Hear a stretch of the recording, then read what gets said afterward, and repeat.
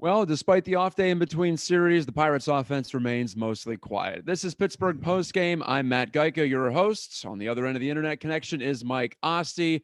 He and I are going to bat back and forth some topics here tonight after the Pirates lose 6-3 to Chicago. The Bucks fall to 2-5 now, tied with the disappointing Reds for last place in the 5-team NL Central. Outside of that 4-run comeback Tuesday and also Mitch Keller's strong debut last Sunday, Mike, first week of Bucco baseball, rather dull, rather depressing. Tonight at an empty Wrigley Field on a strange Friday night game at the friendly confines, only their second ever just after last week's game. Odd scenario there, but really business as usual so far for the 2020 Pirates. Yeah, to say the least. It was actually one of those games we were texting back and forth where it was a lag. It was a drag. And it looked almost like a repeat of the game that when I was hosting the post-game show with Josh Taylor, where it was going to be a miserable performance. The Pirates could barely even get on base. They managed to turn the corner and make it entertaining towards the end, which they have done a couple times throughout this season. Even when the bats did not show up for the starting rotation, they have shown up for the bullpen. Kind of nice to see, and we'll get to that in a moment. But a loss, it's not to be not expected because the Cubs are a team that has a lot of talent. They are in a new era of Cubs baseball with Madden now gone in Anaheim or LA, if they want to call it that. But still, there's a lot of talent there. There are a lot of players left from that World Championship team. The Pirates not in that situation, still a very, very young team trying to find themselves. So we get the weirdness of Wrigley Field at night on a Friday. And I even tweeted this after you put that out there, that it had an atmosphere of a postseason game just for the standpoint that it was a night game at Wrigley Field on a de facto weekend, which my vivid memory of a night game on a weekend at Wrigley Field really is 2003 NLCS with Sammy Sosa hitting that home run and then having that series eventually fall away for the Cubs. So it's odd to see it. You're going to see a lot of odd things this baseball season if we can finish this baseball season. But either way, the Pirates aren't impressing again. They lose again. They squander a pitching performance again. There are some bright spots, and I think what we're going to get to too, and I touched on this a little bit with Josh where he alluded to maybe the kids got to play soon. Fans might have to start watching these games differently than they would want, if you get what I'm saying. You might have to stop watching this thinking, I want my team to win. I need a run here to get a victory. You might have to start watching these games, and us as hosts watching these games thinking, we need to see this player make contact with these pitches. We might need to see this player do better in these situations, see more from Reynolds, Bell, etc., that we kind of saw in this one, and maybe a little bit from certain others, and just kind of try to analyze it individually for the future because this team is just clearly not ready yet. Well, I referenced the standings at the top and in relation to the Reds, who were expected to be, if not at the top of the Central, then definitely one of the better teams in the National League. But for the Pirates, that wasn't the case. Expectations were low, at least they should have been if you looked at this roster coming into this shortened season. So when you talk about maybe a little bit of that postseason feel at Wrigley Field because of the night game, outside of that, it's about as far from a postseason game as you could possibly imagine. Nobody in the stands. Yeah, the Cubs still have dreams, and probably legitimate ones, of being contenders, especially in a year when 16 out of 30 teams make the playoffs. But the Pirates, in a shortened year that may not even get past the end of the weekend, and we'll talk about that in a moment, are dangerously close to getting into playing out the string category or area of a season in which they just got started. So it's just the weirdness of 2020 in that way. I do want to remind everyone watching live that you can contribute if you're watching on YouTube while we broadcast this. It's no longer July. It is now August 1st. We didn't intend to be up this late talking about this game, but we're not going to have a chance to talk about the Pirates on Saturday due to the Penguins. Yeah. I'll be on with Dan Kingerski on Pittsburgh Postgame for that game one of the series against the Habs. And we didn't get a chance to talk about the Pirates on Thursday, obviously. So with that off day and coming into this new series, we start fresh, at least talking about this particular matchup. Now, later in this show, we'll also have our 3 up and our 3 down, as we have in previous episodes of Pittsburgh Postgame, and we'll also look ahead to future matchups. But Mike, is there any optimism from the end of that game? Because you and I were ready to write that one off at 6-1, certainly, and even at 4-0. But the Pirates strung together some hits and some good swings, more importantly. Sometimes they fall, sometimes they don't. But you saw consecutive hits and good swings from Gregory Polanco, left on left in that 8th inning. He's trying to get on track desperately after contracting COVID before the season.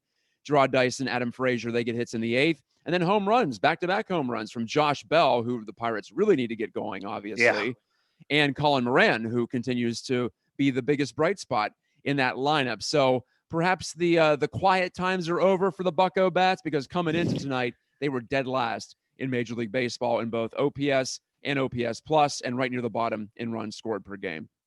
Yeah, this game almost is reminiscent of game 1 of the season when we kicked off 2020 in this reduced year, where they weren't able to do anything for the first 5 or so innings. The starting rotation didn't see the benefit of the Pirate bats. Joe Musgrove starting that game, and it didn't really benefit him. But they did make some noise towards the end. That box score maybe didn't really show what that overall game was, because they did come back towards the end and make that closer to still losing to the Cardinals. Similar here in this one. It's nice to see them turn it on towards the end. It sucks for, say, Trevor Williams, but I will say, based on what I even said earlier and what we've said so far through the post-game shows we've done, again, you're not expecting this team to contend this year. This was a rebuilding year regardless of COVID, and then that adds an extra monkey wrench into things. So you do want to see a progression from Josh Bell hitting the long ball. He hadn't made any contact prior to this game dating back to Wednesday. I mean, Josh and I were sitting there with 3 strikeouts from Josh Bell. Talk about boredom and being up late. It was well worse for us. So I don't have the sympathy, but he at least getting the bat off his shoulders there and making some contact, eventually having the fruit of that labor lead into a home run. Even seeing some of that from the rest of the Pirates lineup. There are still some others who are struggling that we need to see more of, and we'll get to that too in maybe the down part of 3 up, 3 down. It's nice to see the offense come alive a little bit towards the end. It's nice to see that for sure. It's too little too late. And the reason why this team's not a contender is they wait way too long. And it seems like unless they're facing relievers who are short inning relievers, they can't get on base. They're struggling with starters, especially quality starters. And obviously, if you ever dreamed of the playoffs, that would ruin you having any chance in the postseason. They're likely not nearly going to get there, but that's going to make it dog days even in these regular season games. So that's a major problem, but it's still a very, very young team. And Polanco also able to get going a little bit. So that was nice to see for him and his very, very shortened season, even comparison to everyone else. Well, my reason for just a little bit of optimism here regarding the offenses, no offense is this bad. They came into the night, I mentioned the OPS plus, which one way to look at it. Yeah, that's glass half full right there. Sure. Well, the OPS plus measures your performance against a league average offense, and we're still figuring out the 2020 run environment, but be that as it may, average is 100. The Pirates came into tonight at 53, so they're 50% below average. They're not that bad. I can safely say that. Sure. And, well, if they're not, then I'll eat my proverbial hat. But a little bit of a boost at the end of that game. I think they'll regress to the mean in a positive direction here for a little bit. And keep in mind as well, if this stretch of bad hitting for a few games here, that 4-run comeback the other night notwithstanding, if this stretch had occurred in the middle or the end of July in a typical 162-game season, it'd get pretty lost in the shuffle. Yeah, and right now we're dealing with a very small sample size in a season that is all about small sample sizes. I understand that. I get that you have to get it going, even if you do want to be mediocre at the very least in the 60-game season. But I do think the offense will be a little bit more like the 3 runs we saw tonight, as opposed to the 0 they had for their previous what was it, 18 innings? Or 16 innings, pardon me, going into the 8th inning tonight. I mean, it was really bad. I mean, going from Wednesday to early on in this game, you almost can't understate it. That was a really miserable showing Wednesday, which you hope maybe is their worst showing of the entire year, because it doesn't get much worse in that game. Defensively, we actually talked about this as well. Alan and I to open up the season. Defensively is something that they were certainly going to be able to be a benefit of this team, and maybe would even benefit some of the starters that would rely on defense. But they still turn up too many errors that you would figure for a team struggling, especially offensively. You got to play sounder defense if you're going to have those struggles. I'm not going to be as optimistic as you. Maybe I have the reputation of being a little bit of a naysayer, and maybe glass half empty and your glass half full. So maybe I'll have that bill here for the program. But I do think it's obviously not as bad as what the numbers you were expressing are. I mean, the OPS is not going to be historically worse for 100+ years in baseball history. No, they do have a guy who had a fabulous rookie year, getting up there in terms of the numbers and the history that he set there with his double machine that Reynolds was. He needs to be way better. Bell's going to eventually be the bopper that we know him to be. Problem is, and you look at these games they've lost, they turn it on too late. They can't hit any starters. And when they get on and when they score runs, aside from the Bell dinger, it's generally having to do it off of a lot of hard work because nobody else can hit home runs, whereas the opponent is hitting the ball out of the ballpark. They may only have 2 or 3 hits on that evening. The Cardinals were not really hitting more than the Pirates. People may not understand, but they had those hits be home runs so much more often. There's just not enough power here for me to be really optimistic about this lineup. When in 2020, you have a reduced season, you need power, not only in today's baseball, but especially in a reduced season, especially with a DH now there, and they don't have a DH lineup, I'll say. Yeah, good point about the DH. And I don't know about you, but I haven't even thought about pitchers hitting. I'm glad that's gone. I hope it's gone forever. My goodness. No, sure. I've been ready for that for certainly a while. I mean, it's nice to see Bartolo Colon hit a home run once every season. That's kind of funny for some memes. Yeah. But no, quality baseball, it's much especially now, it's different than before where pitchers may try to scrap a little bit and try to hit occasionally just from growing up. These pitchers now are not swinging the bat after 8th grade because they know they want to be a successful pitcher. So to then have them swing the bat while they're getting paid when they weren't doing it in college, they weren't doing it in the minors, they weren't doing it in high school, is not even fair to them. And it just looks ridiculous. Yeah. Well, Mike, before we move on from our talking points here at the top of the program, should the Pirates and the Cubs even be out there tonight? Because apparently, well, not apparently, reportedly and truly, 2 Cardinals tested positive for COVID-19. The Pirates played the Cardinals just a 4 days ago. Yeah. The incubation period for COVID-19, we're told, is 2 to 5 days. Right. Doing the math, well, at least from my perspective, there's some serious doom and gloom now surrounding this season because now we've gone from the East having infected players, particularly the Marlins and the Phillies, and now the Central has some positive cases among players, not just staffers, but players. And then we get the ESPN report from Jeff Passan and Keith Olbermann also chipping in here tonight saying that Major League Baseball has told its TV partners to prepare alternate programming, which they were running for months on end, but to prepare alternate programming for Monday at the earliest. We could be talking about a delayed or even a canceled season on Monday. So I'm having a difficult time, number one, getting too emotionally invested about this Pirates season and the outcome, even though the outcome could give them a high draft pick next year, or they could somehow make a run to the playoffs. You never know with the expanded situation here. More than half the league is going to make it. But there's this black cloud just hanging over. And it's been hanging over all of us for months now. Maybe we're used to it by now, but we're not used to it canceling a season completely, which we haven't really seen yet. We've seen postponements. We're about to see hockey and basketball kick right back in to gear. But Mike, baseball appears to be in trouble for me. What's your feeling on it? I think baseball's in trouble, to say the least. And I will say here, as we move through the postgame show, anyone out there with any thoughts, anyone want to hit us on the chat there, Pittsburgh Sports Live, hit us on the YouTube channel and click subscribe while you're there, the bell to subscribe while you're there. I'll do that to promote here as the head man here for PSL, or you can tweet either one of us. If you don't, though, and we totally understand it, because again, we've transitioned days and we're now in the morning of August 1st. So I'll keep on going about how baseball probably won't happen and this won't be an issue, and potentially the post-game shows that I've enjoyed doing, and I'm glad that you and I got to do one together. Who knows how many more we're going to have, because I think baseball's in trouble, to say the least. because it appears clear, and this almost isn't a debate anymore, that in the COVID world, and I get there's different parameters under these different leagues and different sports are harder to do this. If you bubble, you have a chance at success. There's nothing that's going to be 100% effective, but if you bubble, you have a chance at success. I was also watching some NBA. I was watching the return of the NBA.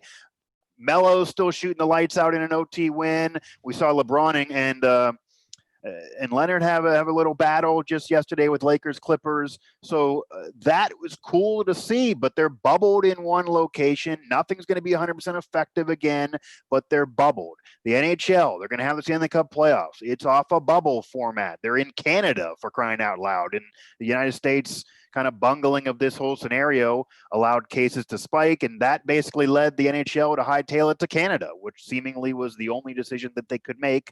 And that's probably going to lead them to eventually lifting a Stanley Cup, even if they don't really lift it and probably can't pass it. I actually was on somebody else's show. Yeah, I actually, the funny thing is, I was appearing on somebody else's show the other day, and he asked me what would happen in terms of the cup pass. Are they going to do that this year? And I actually said I had not heard, thought of that. Nobody asked me that before, but unless they're going to put in bubble wrap or somebody's going to have lotion there in the middle of the ice, I'd imagine that probably can't happen. I don't know how a captain's going to pass that thing around. He might be the only guy to touch it for this celebration. But in all seriousness, if you bubble, you have a chance of success, even though it can't be 100%. But when you go to these sports, especially Major League Baseball, and I get it's difficult to bubble MLB, even though there was a plan in Arizona. I get the complexity of different ballparks and different teams formatted one way and everyone involved. And I get all of that. But when you have a situation where one franchise has been forced to pause their individual season in the Miami Marlins, it gives you an unsettling experience to have everybody else continue on. I get nobody was thinking the Marlins are going to go ahead and win another random Marlins championship season, although that would kind of be a Marlins thing to do. But it's a black eye when you have a franchise pausing itself in the middle of the season that affected the Yankees, it affected the Phillies, it affected the Orioles, it affected other franchises.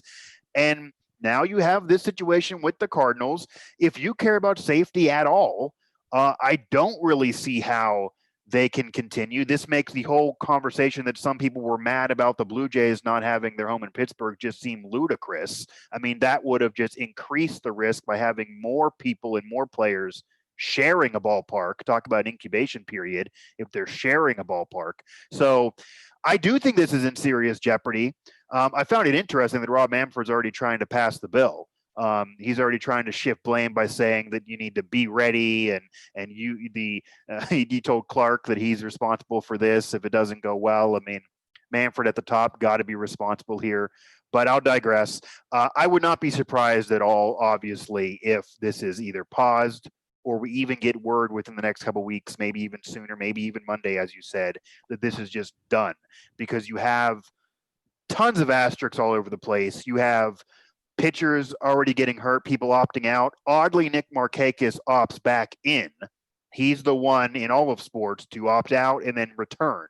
I don't know if he thought the Braves were better than originally he thought, and they're probably pretty good. If he thinks he can maybe get some numbers in a condensed season, or if he feels he's safe now when he wasn't before, I don't know.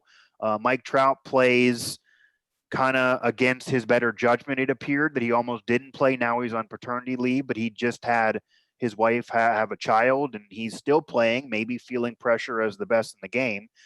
But I wouldn't be that mad if this season was kind of puttered away, just for the fact that it is so odd. It is an asterisk-filled season, and you have a franchise that can't play baseball and had 19 positive tests or something thereabouts. I don't see how it makes sense to have these other franchises, even if they didn't have positive tests, play when they're on the schedule. And even if they somehow scrap that game, you just can't have a scenario where one franchise, you tell them, well, Marlins, you're done for 2020, but everyone else is going to keep on going. They're part of you. They're in Major League Baseball. That's just ridiculous. But that's where we are. Two areas where baseball has it tougher than the other sports, and I will give them some leeway here because, number one, they didn't have a chance to get started. Unlike hockey and basketball, they couldn't eliminate anybody at the start of the season. We talked about that actually when I had you on my show about a month or so ago. Yeah. Well, right. It was going to be really challenging for them how to figure this out. And number two, they play almost every day. They're playing 6, maybe 7 times a week. And other sports are not. In hockey, maybe if there's a few positive tests, they can postpone for a day or so, or for a week or so even, and move along. We've seen in the USL Championship where the Pittsburgh Riverhounds play, they've had a couple of teams have some positive tests, and they've postponed games, but they play about once a week, once every 5 days, so they can make up for that later. Now there's going to be a great deal of difficulty, even if you play these 7-inning doubleheaders, which I'm in favor of, obviously. You get in the games you can, and I've often said maybe baseball can even lop a couple of innings off of every game to help with pace of play. That's neither here nor there, but even if you do doubleheaders daily, there comes to be a point of no return, especially since baseball wants to finish this thing by the end of September. So maybe, Mike, there's a possibility that the season gets paused and they come back in September and play some sort of a mini tournament. That's one way they could possibly save this and do it in a bubble scenario if this travel schedule, which they have stubbornly stuck to, even doing multiple trips to St. Louis, multiple trips to Chicago if you're the Pirates. You could have just done a week in one of these places to reduce some of those flights and some of that hotel transit. Yeah, I've heard that brought up, that maybe these teams, instead of playing the traditional series, should just kind of play an opponent per week, and you would obviously have less opponents throughout a season. But that would be, see, that's another thing, though. It's very, very hard to just change the schedule completely middle of a season. It's one thing to go conference only in college football and change these schedules prior to the season starting, but to do it midway through, when now we're 2 weeks in, that is getting to a point where, I mean, it's hard to talk about fairness, I guess, but certain teams obviously are at less of an advantage than others right now, even more so. And I feel like this has just got such a fiasco that I just would not be personally that upset if this was just scrapped. And normally I'm a baseball guy, love watching baseball, even if it's team losing a bunch. But I don't know if that's where we're headed to finish this thing out. Well, everything's going on at once, too, so it's not like you'll lack for viewing options, it appears. It appears basketball and hockey, they've had no positive tests for several days now in these bubbles. So yeah, it's full steam ahead there, and it's going to be fun, I know, watching these playoffs switch into gear in the middle of the summer. I know from covering the NFL, too, my people there, that even though they're not bubbling, so that might be the one sports league, the professional league, that does not bubble. If MLB cancels and has to pause this, NFL might be the one league that is not going to bubble, that is going to finish the job, because come hell or high water, I don't know if it's about money or just stubbornness, they barely even wanted to shift their regular schedule. I mean, my workload has been almost identical aside from doing Zoom chats instead of going to the Steelers facility. So they don't really want to adjust at all. So they're not bubbling. Fans may or may not be there. That's not even fully been decided. Maybe it'll be less fans, just a few thousand. Maybe it'll be no fans, but they will do it and finish even with no fans and no bubble. They're going to do it, even probably in the midst of positive tests. I don't know if Major League Baseball is going to do that, though. I don't think any league would want to do that outside the NFL just because of the money that's there. They seemingly just want to keep going full steam ahead.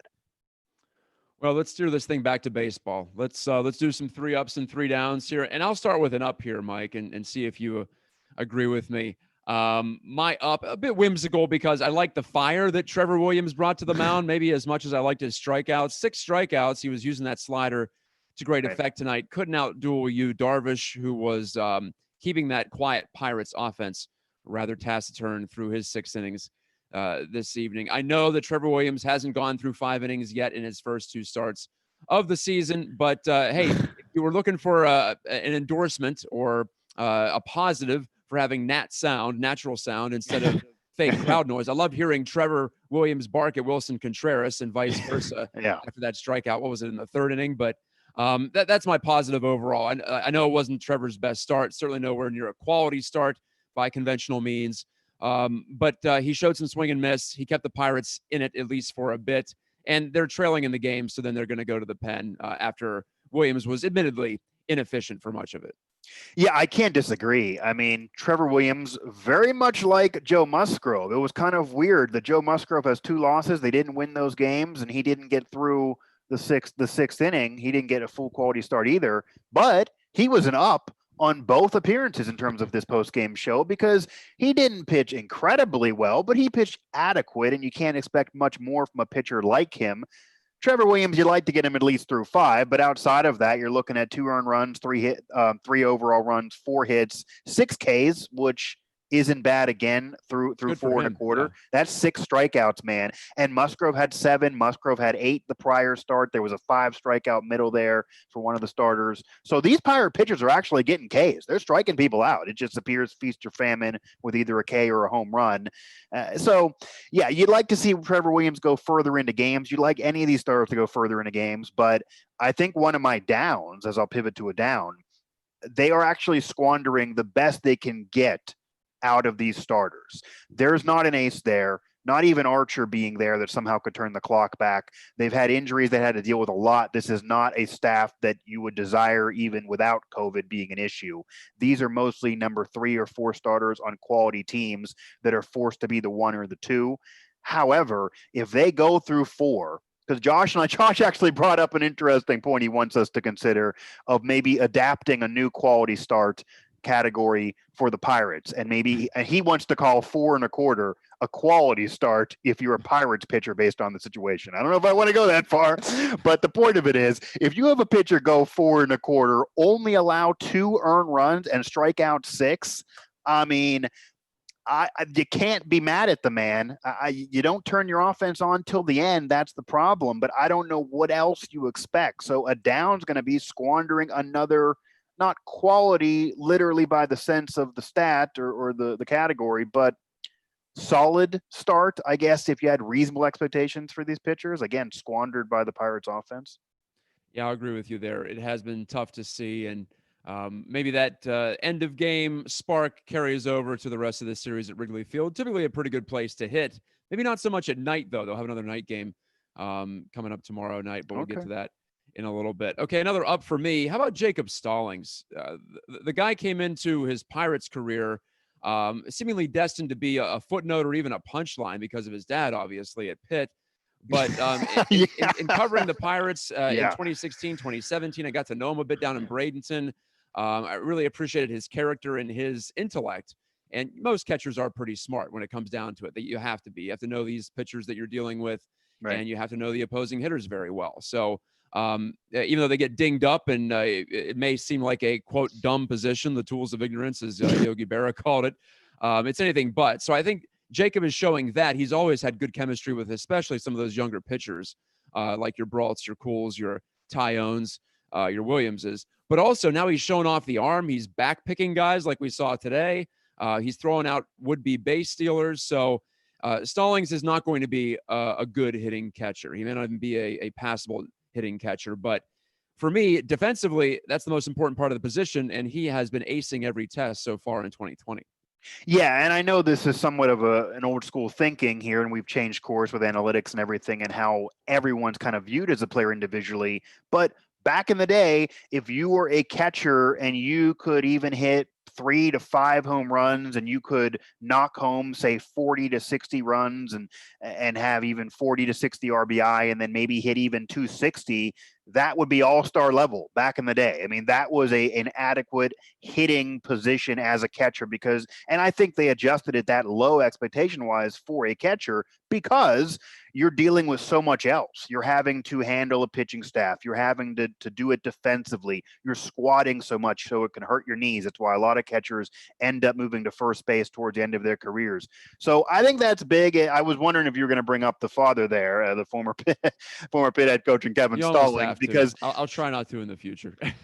well, the funny thing is, Matt, I don't know if you've seen this that I have not, but Pittsburgh fans are usually ruthless, certainly on social media, and I've not seen that brought up that much. It seems like media and fans have left it go, and Kevin Stallings was a very popular man to be made fun of, even if you didn't care about what Pitt did. People just made fun of him for his lack of success and relatively boring demeanor in press conferences, seeming like he didn't care. His son does care. His son has some future, at least defensively, not as a hitter. But yeah, that has not been brought up. I haven't heard it on the Breyers broadcast. I haven't seen it on Twitter. I haven't seen it covered by anybody writing an article. I'm almost proud of people. They're maturely handling this. Something you figure would be brought up. Another down, I guess, if I'm going to handle some of these downs, is just key contributors. And we actually, an up could be, we talked about this off air, an up could certainly be Josh Bell. We kind of alluded to this already in terms of he got the bat off the shoulders. He was able to finally connect, and he was able to hit that home run late, and he was able to finally have some success. However, you have guys like Frazier, you have Reynolds, and Polanco eventually got a hit, but he has those 2 strikeouts. Moran with a couple hits, Newman 0 for 4. It's just a struggling day for key contributors there offensively for the Pirates. So you have a situation where a down for me, and I talked about how Josh Bell, in terms of these key contributors offensively, we talked about this off air too, he could be an up. He finally was able to connect. He got the bat off his shoulders. He was making contact after 3 strikeouts the other day. He was able to hit a home run. So he's an up. A down, though, is other key contributors still struggling, even when they turn it off offensively. Frazier, 1 for 3, hitting 148 on the season. Brian Reynolds, who you brought up to me in the trivia show that, kind of went to pass away with the historic season he had double wise, and he was even overestimating what I actually thought of that season, but a great season for him without even a full year technically of work, but a great rookie campaign, well ahead of what many would have expected going into that year. You don't expect that again this year, but you got to get more than this. I mean, it has been a pretty miserable showing for him so far, and it's a reduced schedule. So if he doesn't turn it on by this point next week, I don't know how you keep him, hitting 5. I would have to potentially move him down to 7 if he doesn't turn it on soon. Otherwise, you're just punting away these games. You got to try, and he is just not getting it done in terms of getting near to getting on base. And then Polanco finally gets a hit, but I think a down for me, Josh Bell and some of those hitters being an up, finally hitting, but another down would be Frazier and Reynolds in particular, even Newman thrown in, just not enough. And they're in key spots in the order. They did hit last year, so it's clearly there in them against these same pitchers.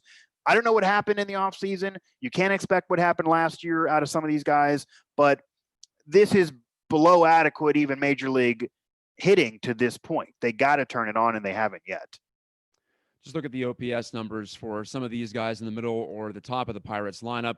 Kevin Newman, 186 OPS. That's hard to do. A guy like Brian Reynolds, you just mentioned, 339. This is OPS. This is on base plus slugging. So there's nothing there. Reynolds is. I mean, I guess it's easy to do when your average is .50. Yes, I mean, that's his batting average. Well, even like a Gerard Dyson, a 118 average with the hit tonight and a 235 OPS. Jacob Stallings, a 343 OPS, a 118 batting average. Even even if you're a great defensive catcher, Pudge Rodriguez level defense, you have to be a lot better than that. Typically, it's early. So we'll stick with that for right now for at least part of the explanation, I guess. And we'll look for further action here. One more down. I think we did 3 ups and 2 downs. So I'll get one more down here for me. Sure. Time of game, 3 hours, 48 minutes for a game that was 4-0 entering the 8th inning. It was crawling. It crawled even more after that. The pace of play, I just looking at it, Mike, it's through a week, but it's essentially the same as last year, 3 hours. And 9 minutes as compared to 3 hours and 10 minutes per game last year. So these games are still taking forever, even in these shortened COVID season. Yeah, and that's surprising, actually, because the first week of games, I didn't look up the numbers. I didn't calculate things, but just looking, and the eye test admittedly sometimes fools you, of course. We've learned that from different numbers out there. But just looking at it, I was thinking to myself, I don't know if these fans have something to do with this, but somehow these games seem like they were flying by quicker. Now, that may have been the case weeks 1, but it certainly isn't the case now week 2 into 3. And the numbers don't bear that out. So I guess the games are going the exact same length. And that was not the goal with some of these rules being changed. When you're talking about only facing 3 batters, talking about putting the runner on second base in extra innings, they were trying to speed up the game and at least get control of the game in terms of not allowing coach mound visits every 10 seconds, kind of putting the reins on some of those things that just dragged out games. But yet, even with those rules, we're still here with about the same timetable of games. So that doesn't make sense. And if your rules aren't effective, I wonder how long they're going to last outside the DH, which I think is here to stay. But yeah, that's disappointing. I mean, it really, really is. I mean, there's no reason why this game should have dragged on as long as it did when there was just nothing doing. outside of one big inning for the Cubs for the first 2.5 hours. There weren't even that many base runners really for Yeah. either team until very late in that game. It's Right. just the game itself has slowed down. Every part of it has slowed down, and there's no way to fix it, in my view. If you want to fix it, there's no way to fix it besides Not really. actually chopping a couple of innings off. You're going to have to play a 7-inning game. We'll see what these 7-inning doubleheaders turn out to look like, because that could be a pretty pleasing fan experience in person. I could see I've been to doing a couple that at the minor league level. So I could see doing that in COVID. Like, I can see the runner on second base and extras during COVID. I put this out there. I'm not a fan of the runner on second base and extra innings permanently beyond this season outside of COVID. I definitely am. And I would not be a fan of man. 7 We're playing innings. every day. Let's get a result. I guess so. I mean, if I'm doing these post-game shows, maybe I'll turn the corner and jump with you eventually here. No, but even I do feel like it's baby and teeth a little bit.